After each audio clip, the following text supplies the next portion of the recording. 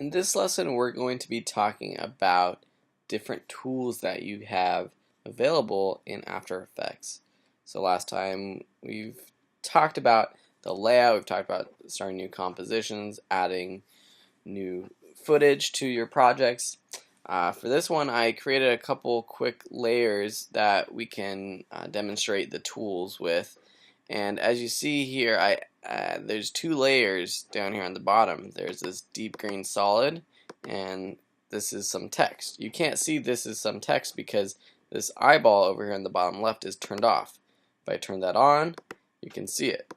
So that's one thing you will be playing with, is toggling on and off layers to see them.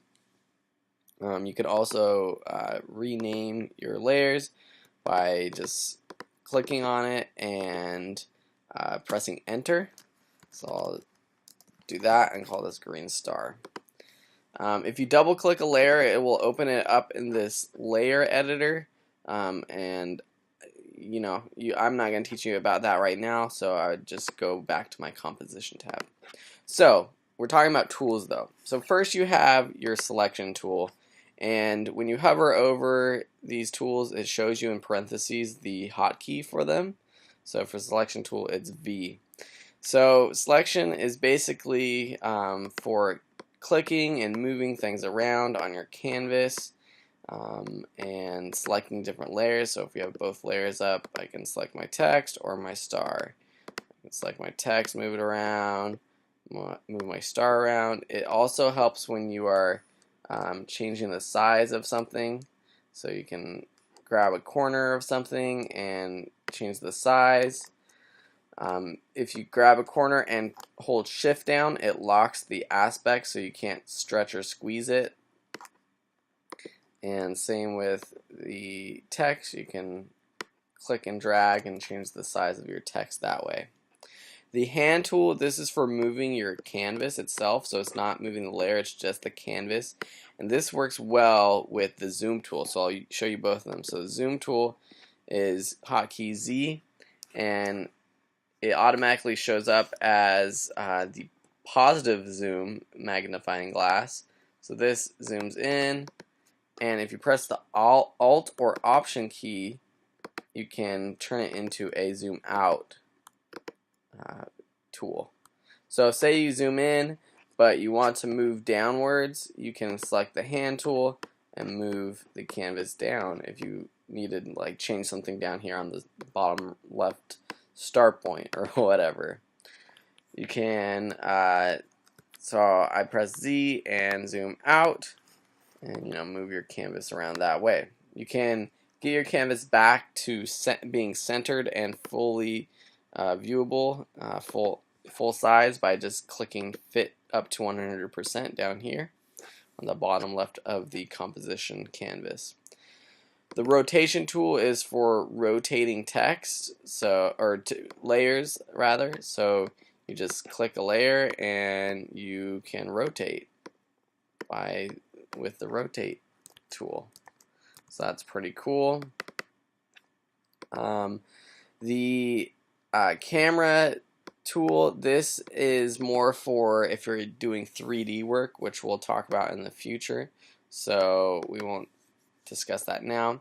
The pan behind tool, hotkey Y, is very special because, and you're going to use this a lot, is especially if you are bringing in images or different layers, and I'll show you more of that in the future of when you would actually use this.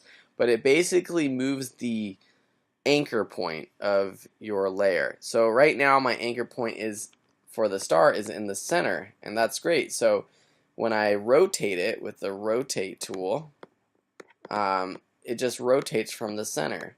But what if I want it to rotate from one of these points? I take the pan behind tool, I click and move, and you can see that it moves. It moves this little circular cross in the middle. I'm just going to move that to one of the apexes. I think that's what you call it. And now I go to my rotate and see it rotates on that point. So that's kind of cool.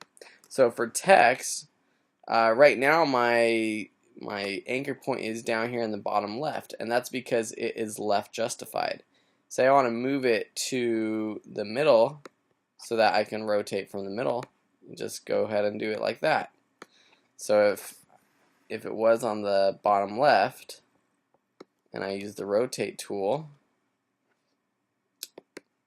it would rotate from the bottom left anchor point. So that is the pan behind tool. The shape tool, it creates shapes, so you can create new shapes just like so. If you hold down the shape and button, you will see different types of shapes. So you can do pentagons, squares, circles, etc. If you have a layer selected, this also acts as a masking tool. So as you can see, I created a mask, but we're going to talk about that more in the future. Same with the pen tool. This is for creating masks like so. Or if it's not selected, you can create custom shapes. All these things we'll talk more about in future lessons. Text, it's for adding text, so you just click the text tool and type.